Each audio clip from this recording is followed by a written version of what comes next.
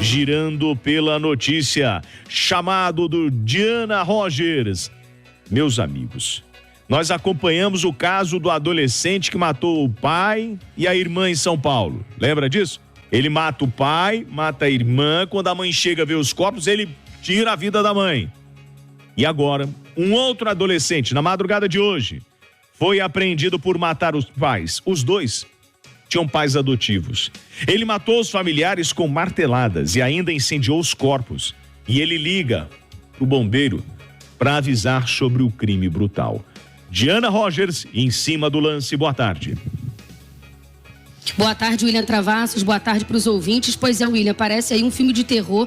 Esse caso aconteceu em Jacarepaguá, na zona oeste do Rio, na Estrada da Ligação, na casa onde o adolescente morava com os pais adotivos. O menor, de 16 anos, que foi adotado aos 3 anos de idade, quer dizer, estava com os pais já há 13 anos, ele matou os pais adotivos com golpes de martelo na cabeça e também utilizando um pedaço de madeira. Após cometer o crime, ele simplesmente saiu da casa para comprar um lanche, foi com um amigo e depois do lanche voltou para casa como se nada tivesse acontecido e ateou fogo no cômodo onde estavam os corpos dos pais. Após os assassinatos, o próprio adolescente ligou para a polícia e para os bombeiros e confessou o crime aos agentes. No local, os policiais encontraram, num cômodo localizado no segundo andar da casa, os corpos de Luiz Cláudio Pinheiro e Mariana Valente, ambos de 58 anos, carbonizados. Aos policiais, esse adolescente disse o seguinte, que fez isso porque teria se desentendido com a mãe nesta quarta-feira,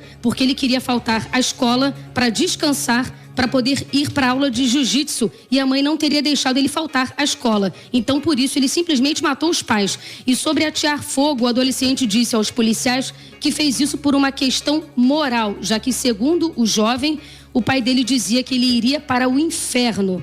Bom, esse adolescente tinha mais 8 irmãos. Eu apurei que desses 8 irmãos, 4 eram filhos do mesmo pai. E esses 4, William, foram adotados por famílias diferentes.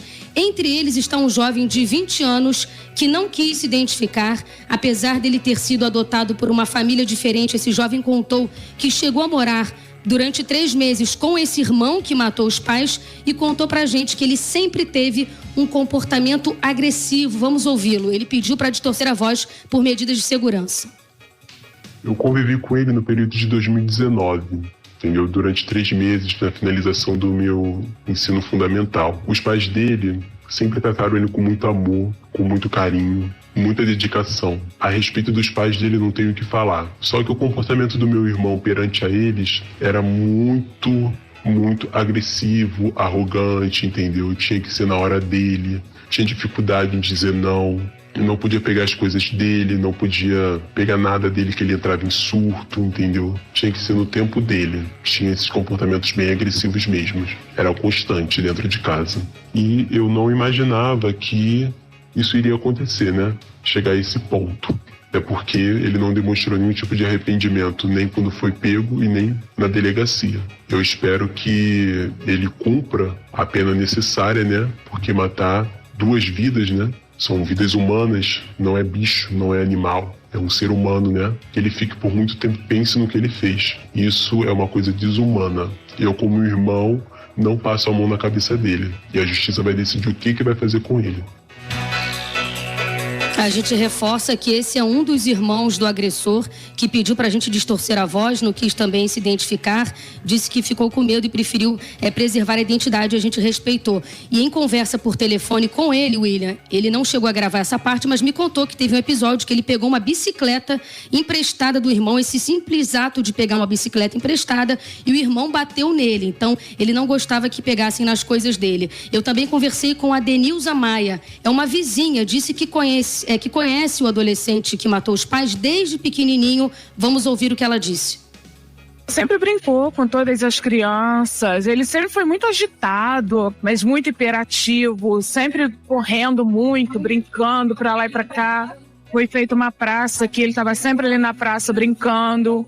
Até a menina estava contando aqui agora, eu nem sabia, que eu quase não vou na praça, que ele estava ali de briga com os meninos, sempre batendo em alguém, porque chamavam ele de maluco. Por mais que a pessoa tenha problema, ninguém quer ser chamado de maluco, né? Aí diz que ele estava de briga ali na rua, no campo, mas a ele chegar ao ponto de fazer o que ele fez, entendeu? É meio difícil acreditar que ele tenha feito um negócio desse, porque o pai e a mãe criou ele sempre com tanto carinho, eram evangélicos, ele sempre muito bem tratado, muito bem cuidado, rapaz bem fortinho.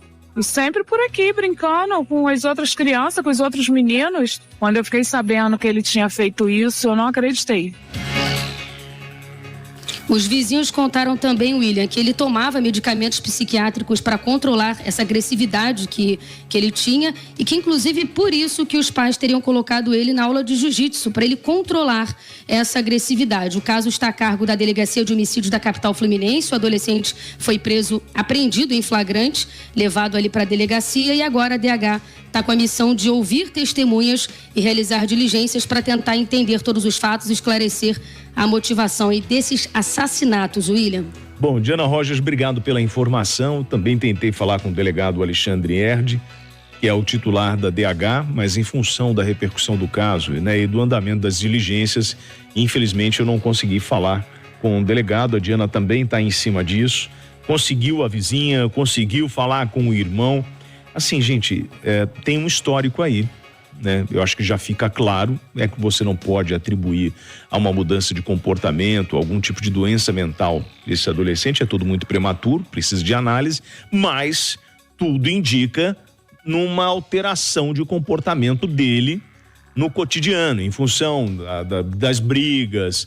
Agora, eu fico imaginando, você, né, acolhe uma criança com 3 anos, você coloca, porque tinha tela de proteção, a gente, quem tá na live tá vendo, conseguiu ver uma tela de proteção na casa, no 2º andar, que é justamente, agora a gente está mostrando a casa, gente, é uma casa de 2 andares, tem 2 janelas, ou melhor, uma janela e uma porta voltadas para a rua, e tem uma varanda, e com uma telha, com uma cobertura de telha, e você tem uma tela de proteção, aquela que a gente coloca para criança mesmo, né?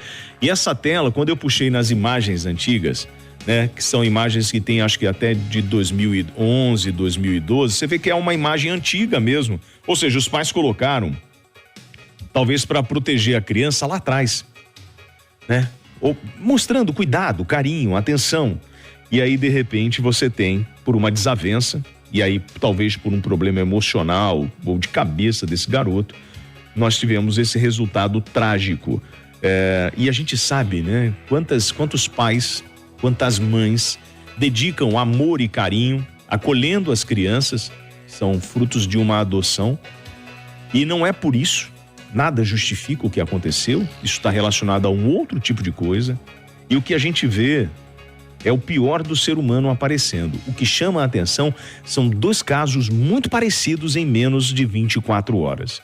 E isso ganha uma repercussão enorme. Quando você vê as imagens, né, do casal, do menino com a mãe, todo o cuidado que tem. E eu falava isso ontem aqui sobre os pais dizendo, olha, a criança precisa de limite. Eu falava isso, você tem que impor limite. Teu filho não pode ficar o tempo inteiro no telefone celular, não pode ficar o tempo inteiro brincando, ele tem obrigações, até para ele não se tornar um adulto preguiçoso.